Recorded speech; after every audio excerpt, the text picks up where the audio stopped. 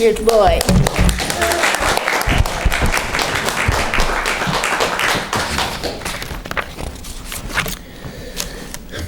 I love Christmas, just about everything about it. But when I love something, I want to see it in its full truth. So I'd like to do a quick review of what we do at Christmas and how things got that way. Contrary to popular belief and countless Christmas cards, Jesus was not born in a blinding snowstorm. The Gospel of Luke tells us, and there were in the same country shepherds abiding in the field, keeping watch over their flocks by night. The only time the shepherds were in the fields was in the spring of the year when the lambs were being born. At that time, the lambs needed extra protection from predators until they learned to run and defend themselves. By November, the sheep were brought into barns to be fed on stored grain over the winter. So by late December, neither the shepherds nor the sheep were in the fields. Fortunately, the Edgar Casey readings give us an exact date for Jesus' birth, on the 19th day of what we would now be termed March. Moreover, the Jewish historian Flavius Josephus tells us that King Herod died at the time of a lunar eclipse. So putting all this together, I believe Jesus was born on March 19th, 4 BC. So why do we celebrate his birthday on December 25? That has to do with the Saturnalia, a week-long Roman festival celebrated around the winter solstice. During the Saturnalia, the Romans took a week off. In a spirit of goodwill, and almost all the usual rules were suspended. Servants could sit at table with their masters and could say whatever they wanted without fear of reprisal. And the practice of Christianity was illegal in Rome, punishable by death.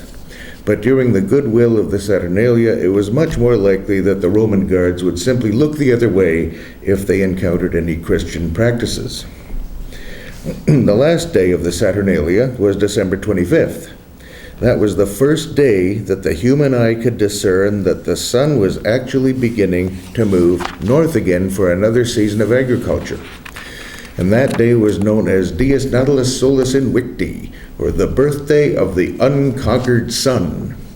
Well, naturally, the Christians grabbed hold of that and made it the birthday of the unconquered Son of God in the person of Jesus. So for the early Christians, it was simply a case of when in Rome, do as the Romans do, literally. So I'd like to dispel a few common misconceptions. Let's start with the wise men. Everyone seems to assume there were 3 wise men. The Bible doesn't say there were 3 wise men. It says there were 3 gifts. Fortunately, the Casey readings again tell us something about them. There was more than one visit of the wise men. One is a record of 3 wise men. There was the 4th, as well as the 5th, and then the second group. They came from Persia, India, Egypt, and also from Chaldea, Gobi, and what is now the Indo or Tao land. And every Christmas card has the wise men riding across the desert on camels. These were kings or high priests. Back then there wasn't much difference, so let's just call them priest kings. They would have been riding on big white Arabian horses. The camels would have been for the baggage. What about the Christmas tree? Many people think the Christmas tree originated in Germany. But the Roman poet Virgil describes a tree brought into a house decorated with bright baubles and surrounded by presents. This has been going on for a long time. So what's the deal with bringing a tree into the house? It's an evergreen tree. Deciduous trees lose their leaves and appear dead during winter months, but evergreens retain their needles and continue to produce and drop cones all through the year.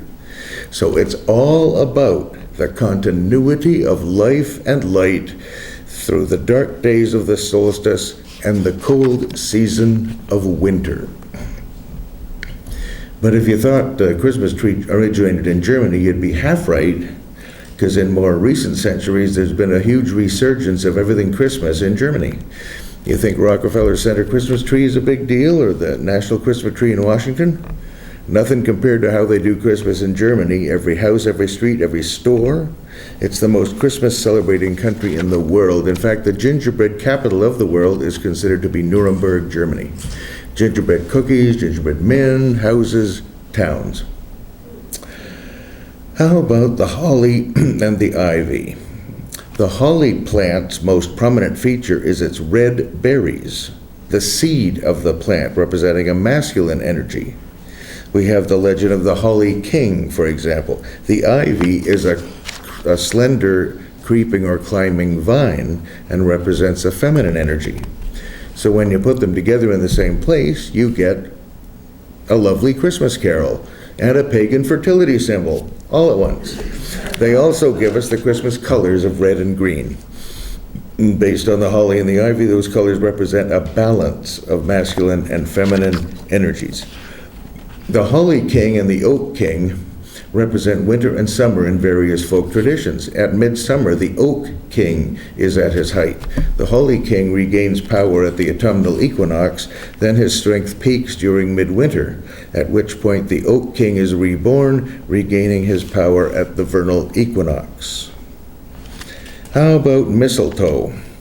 Mistletoe is an evergreen plant, well known for its association with oak trees and druids. It was first documented by Pliny the Elder, who wrote about the ceremonies of the Celtic druids in his Naturalis Historia. The druids believed that the white berries of the mistletoe represented the semen of the gods, so mistletoe was considered a magical aphrodisiac. Oh no, there's no escape. We're back to the pagan fertility symbols again. I suspect that in the old days, young girls standing under the mistletoe were suggesting something more than just a kiss. I could go into more detail, but not in a Vespers service, maybe matins. By the way, contrary to popular belief, paganism is not a religion, and certainly not an evil one. If you trace the etymology, the word pagan simply means a person who lives in the country. It's the equivalent of the German Die Landleute, the country folk. And people in the country who live close to the land are interested in the seasonal cycles of the year, the equinoxes and the solstices, and the growing cycles. And they're interested in the fertility of plants and animals. And so their religious traditions, if you want to call them that, are centered on those ideas. I think the main reason that we keep accumulating more and more Christmas traditions is simply that we like to do it. How about Rudolph the Red-Nosed Reindeer? Now, that story was written in 1939 by Robert L. May, a copywriter for Montgomery Ward. The store had been giving away coloring books each year, and they decided that creating their own would save money. So Robert May got the job of creating a Christmas story for children. Now, his wife was dying at the time, and their 4-year-old daughter was the first to hear the story. He tested it on her as he composed it. But now Rudolph is an absolutely indispensable, eternal part of Christmas. Created in 1939. That was pretty quick. Last but not least, who's this Santa Claus guy? He was an actual person, almost as old as Christmas itself. Santa Claus is Saint Nicholas, born in Asia Minor, which is now Turkey, and dating from the 4th century. He came from a wealthy family and was known in his lifetime for giving anonymous gifts. His most famous gift scenario is the dropping of gold coins down a chimney. Now, some would fall into any socks that had been hung to dry in front of the hearth, hence the custom of hanging stockings by the chimney in hopes that some gifts might appear in them. He would drop the coins into houses that had unmarried daughters whose family was too poor to provide a dowry. And the coins would ensure that the daughters could be married, instead of living on the street or going into the church, which were their only other options. But I don't think he had reindeer in Asia Minor, nor snow, nor a flying sleigh, nor a big red suit with a black belt and boots. How did we get all that stuff? That was all from a famous poem written by Clement Clarke Moore in 1823, entitled A Visit from St. Nicholas. 'Twas the night before Christmas, and all through the house not a creature was stirring, not even a mouse. Of course, there are some regional variations. When visiting Finland, Santa leaves his sleigh behind and rides on a goat named Ukko. And in Syria, Christmas gifts are distributed by one of the wise men's camels. What's the song most associated with the Christmas season? Jingle Bells, right? Sorry, that was written for Thanksgiving by James Lord Pierpont in the autumn of 1857 under the name One Horse Open Sleigh. So Jingle Bells really has nothing to do with Christmas. But some people try to force it to be a religious song, even when it isn't. It's been claimed that it was originally written to be sung by a Sunday school choir, but that doesn't make any sense. It's much too racy and secular to be sung at church in the days that it was written. And soon Miss Fanny Bright was seated by my side. The horse was leaning like misfortune seemed his lot. He got into it, drifted back, and then we got upsot. Well, that leaves the two young people to themselves out in the fields. No, not in 1857. 1857, before the Civil War. Remember those lines from Gone with the Wind? Well, he took her out buggy riding in the light afternoon without a chaperone, and then he refused to marry her. Well, no, but she was ruined just the same. So it's not a religious song at all. It's just a fun wintertime song that everybody likes. And why does the horse have bells? Well, in New England, it was common to adorn horses' harnesses with bells as a way to avoid collisions at blind intersections, since a horse-drawn sleigh in the snow makes almost no sound. So the line, "Jingle bells," is actually an imperative statement. Remember to jingle the bells. What's the best-selling song of all time? Not just a Christmas song, any song.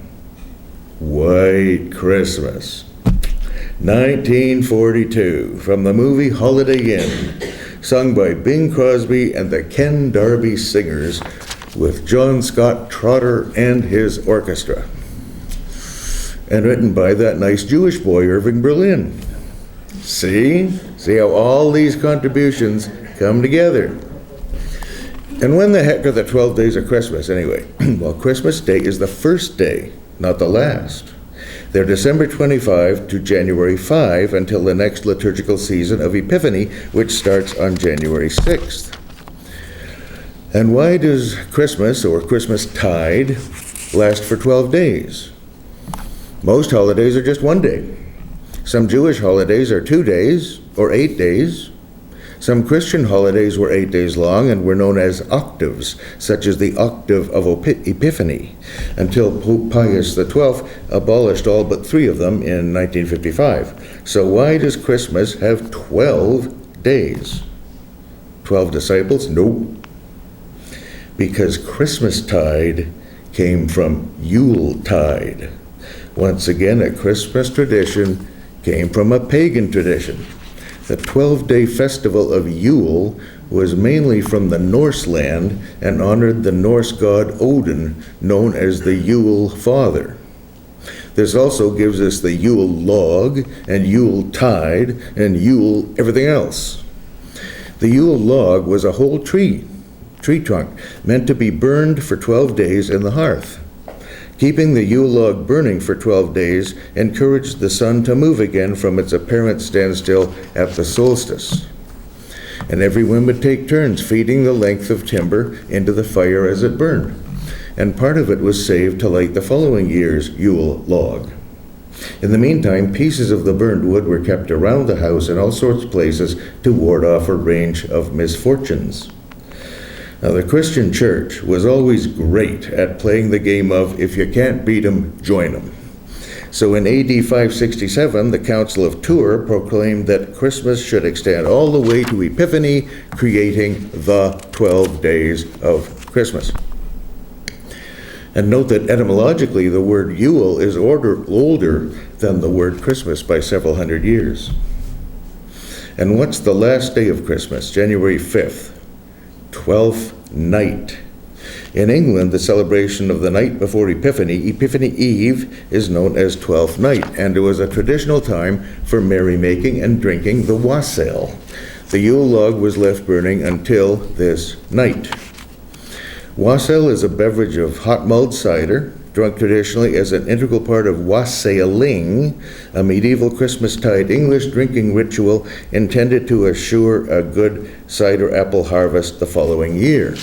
The word wassail comes from the Old English washail, literally be hale, meaning be whole or healthy, like to your health.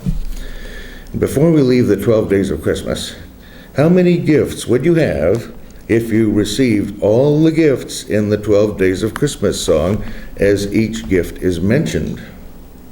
364. They must have been generous times. As I've been mentioning, the celebration of Christmas has incorporated traditions from various sources, many of them based on pagan celebrations. So over the centuries, this has sometimes caused problems for celebrating Christmas, especially when Puritan groups were in control. Oliver Cromwell banned Christmas carols in England between the years of 1649 and 1660. In 1647, the English Parliament banned the celebration of Christmas altogether, along with Easter and Whit Sunday, replacing them with a monthly day of rest. They believed Christmas was being used as an excuse for drunkenness, promiscuity, gambling, and other forms of excess, and that Whit Sunday had taken on some of the characteristics of the pagan festival of Beltane. So Puritans saw Christmas as a pagan festival and claimed that December 25th was not a named day in the Bible. Shops and markets had to stay open, and many churches were closed to prevent their holding a Christmas service. The celebration of Christmas was also banned in colonial Massachusetts in 1659, motivated largely by austere Puritan religious beliefs. But of course, the real Christmas story is the birth of Jesus and his subsequent ministry. But it wasn't exactly what you've been told. The Essene community at Mount Carmel labored for 300 years to prepare a channel for the incarnation of the Master Soul. They had selected and trained 12 maidens as possible channels, one of whom was Mary, who was chosen by an angel on the temple steps at the age of 12. When Jesus was young, the teaching priests and masters at Mount Carmel taught him everything they knew, but they knew that even that wouldn't be enough if his ministry was to succeed. So they sent him abroad to study under the greatest masters incarnate in the earth at that time. They sent him to India, Egypt, and Persia. In India, he studied all the ancient writings, the Vedas, Vedantas, the Upanishads, the Bhagavad Gita, Mahabharata, and the Ramayana. Where do you think he got all that great stuff he came back and taught? The Casey readings describe these travels. From what period and how long did he remain in India? From 13 to 16, 1 year in travel and in Persia, the greater portion being in the Egyptian. In this, the greater part will be seen in the records that are set in the pyramids there, for here were the initiates taught. Outline the teachings that were received in India. Those cleansings of the body as related to preparation for strength in the physical as well as in the mental man. Kind of sounds like yoga, doesn't it? In the travels and in Persia, the unison of forces as related to those teachings of Zu and Ra. In Egypt, the teachings in the temple of the crucifying, good word, of self in relationships to ideals. Now, it might sound as if I'm criticizing the way we celebrate Christmas, but I assure you I'm not. Remember, I said at the beginning, I love Christmas, everything about it. I wouldn't want Christmas to have a big sign on it, only Christians beyond this point.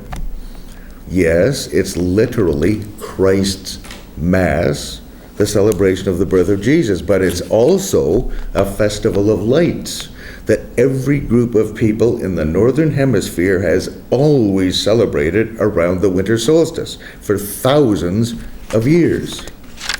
And the idea of incorporating ideas from many different traditions is not a departure from Christianity, but an intrinsic part of it, and it always has been.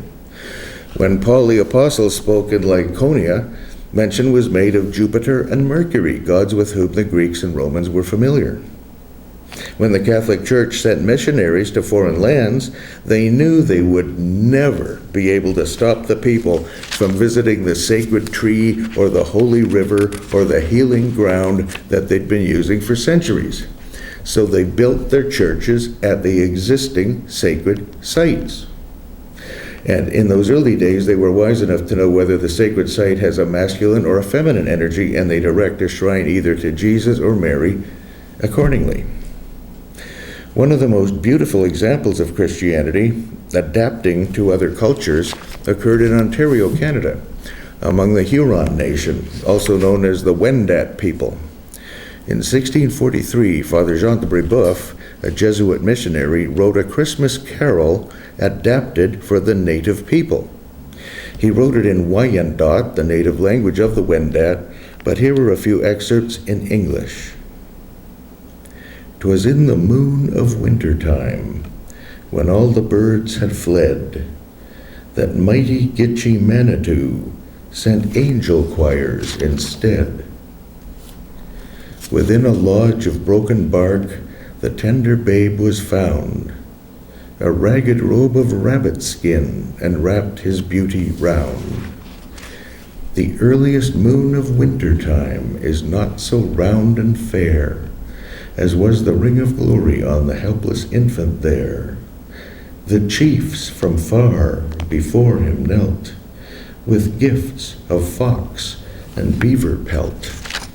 O children of the forest free, O sons of Manitou, the holy child of earth and heaven is born today for you." The Christian missionaries went to great lengths to teach the natives about Jesus, and they must have been at least partly successful, because to this day some North American native groups say that at a certain time on Christmas Eve, all the animals of the forest become perfectly quiet to honor the birth of the Christ child. But the thing that's most important about Christmas is the thing that's independent of any words and any form, and that is the Christmas spirit. The spirit of universal love and goodwill among the entire human family, agape as they'd say in ancient Greek. We tend to put Christmas in a box, both literally and figuratively. We take it out once a year and then put it back in the closet. And this boxed version of Christmas always seems to exist in another time and place. It's somehow a place of cold, crisp air, early evenings, golden sunsets, evergreen forests, and cozy houses with a curl of smoke from the chimney. Houses that radiate a warm glow across a blanket of new-fallen snow and are approachable only over snow-covered roads. And this version of Christmas abides somehow in another time, generally around the 1800s. It's like, if you missed Fezziwig's party, you'll never know the real spirit of Christmas. When you visit friends and relatives, if you don't arrive in an open sleigh with bells on the horse and presents in the back seat, you're just not in the right spirit.